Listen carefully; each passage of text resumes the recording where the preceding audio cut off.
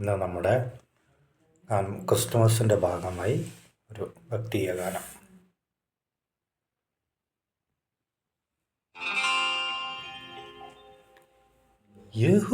യഹൂദിയായിലെ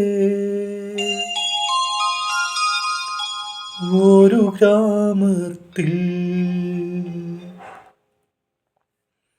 ഒരു ധനുമാസത്തിൻ